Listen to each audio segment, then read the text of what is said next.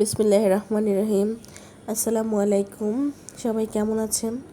আশা করি ভালোই আছেন। তো অনেক দিন পর আবার আপনাদের মাঝে নতুন একটি রেসিপি নিয়ে চলে আসলাম। এতদিন আমি ভয়েস দিই না, আমি একটু বিজি ছিলাম, যার জন্য ভয়েস দিতে পারি নাই।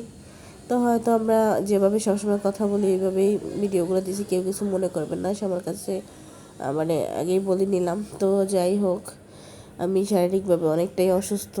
সবাই আমার জন্য দোয়া করবেন যে আল্লাহ জানি খুব তাড়াতাড়ি আমাকে সুস্থ করে দেয়। জানি হয়তো ভয়েসটা শুনতে তেমন একটা ভালো লাগবে না আজকে, ঠিক আছে। তো যাই হোক, সবসময় তো মানুষের শরীর একরকম থাকে না। তো সবার কাছে আমার প্রথমেই একটা রিকোয়েস্ট, সেটা হচ্ছে যে সবাই আমার চ্যানেলটি দয়া করে একটু সাবস্ক্রাইব করে দিবেন, আর পাশে থাকা বেল বাটনটি প্রেস করে রাখবেন আমার এরকম আরও নতুন নতুন অনেক রেসিপি ভিডিও দেখার জন্য। তো আর যদি ভিডিওটি একটু আপনাদের ভালো লাগে তো সবাই আমার চ্যানেলটি সাবস্ক্রাইব করে দিবেন, আর আপনার লাইক কমেন্ট শেয়ার করতে অবশ্যই ভুলবেন না।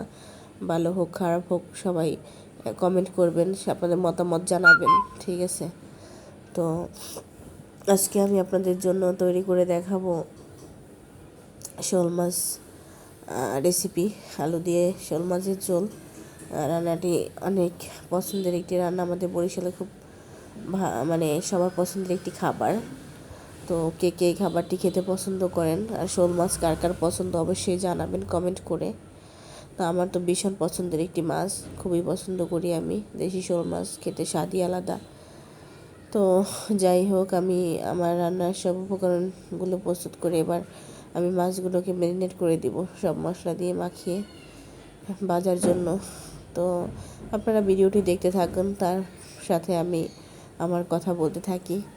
তো বিষয় হচ্ছে কি, আসলে সুস্থতা মানুষের জীবনে এত বড় নিয়ামত, যখন আমরা অসুস্থ হই একমাত্র তখনই বুঝতে পারি।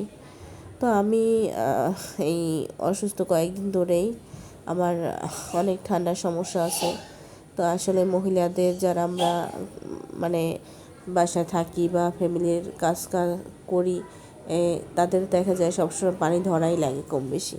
তো আমার সাইনোসাইটিস, মাইগ্রেন, নানান সমস্যা আছে অ্যালার্জিজনিত, মানে যত ঠান্ডা ধরনের যত সমস্যা এগুলো আমার অনেক আছে। তো আমি সবসময় দেখা যায় যে সাবধানে থাকতে পারি না, কারণ মহিলা মানুষ অনেক কাজ করতে হয় বাসায়, নিজের রান্না বান্না সংসারের কাজ বুঝে নিত। তো এই হচ্ছে কি, এরকম করে প্রায় আমার এরকম অনেক ঠান্ডা লেগে যায়, তারপর দেখা গেছে অ্যান্টিবায়োটিক খাইলেও কাজ হয় না, সারতে অনেকটা সময় লেগে যায়। তো জ্বর ঠান্ডা কাশি সব মিলিয়ে আছি আলহামদুলিল্লাহ, আল্লাহ যেরকম রাখছে আলহামদুলিল্লাহ। তো এটাই ফিল করলাম, যত কষ্ট পাইছি এই কয়েকদিনে বা কষ্ট হচ্ছে, একটি জিনিসই মনে হচ্ছে যে সুস্থ থাকলে আমরা আসলে বুঝতে পারি না যে আল্লাহ আমাদের কত ভালো রাখছে, শুকরিয়া আদায় করি না হয়তো সবসময় আল্লাহর কাছে। তো অসুস্থ হলে পরে বুঝতে পারি যে আমাদের মানে অসুস্থতাতে কত কষ্টের একটা কারণ, যারা হয় তারাই বুঝে। মানুষের অনেক বড় বড় রোগ হয়, যখন হসপিটালে যাই তখন দেখি সত্যি অনেক কষ্ট লাগে যে আল্লাহ তুমি কাউর এরকম রোগ দিও না। কত মানুষ আছে টাকার অভাবে চিকিৎসা করাইতে পারে না, তাদের তো আরও কষ্ট। তো সবাই আমরা সবার জন্য দোয়া করব যে সবাই যদি আমরা ভালো থাকি, যে যেখানে থাকি না কেন, আল্লাহ যদি আমাদের সবাইকে হেফাজত করে, সবাই আমিন বলুন। আর একটা কথা, যে আসলে আমি আপনাদের সাথে যে রেসিপিগুলো শেয়ার করি, এটা হচ্ছে আমাদের নিজেদের মানে একদম ঘরোয়া রেসিপি বলতে পারেন, ঠিক আছে। অত মানে আমি অত, অনেকে আছে অনেক ডেকোরেট করে রান্নার সময়, বাট আমি যেরকম মানে আমি সবসময় করি ওইভাবেই করার চেষ্টা করি, কারণ আসলে এটা তো আমাদের কাজ। এখানে লুকানো অনেক কিছু আয়োজন করা আমি মনে করি না যে সবসময় দরকার আছে, ঠিক আছে। কারণ মেয়েদের তো সব কিছু হাতের কাছেই থাকে, রান্নার যত জিনিস এগুলো দিয়ে তো আমরা রান্না করি। এখানে আসলে অত মানে চাকচিক্য কিছু মনে করে, জানি আপনাদের কাছে কেমন লাগে। যাই হোক, কোনো ভুল ত্রুটি হলে সবাই ক্ষমা করে দিবেন, আর সবাই ভালো থাকেন, সবার জন্য অনেক দোয়া করি।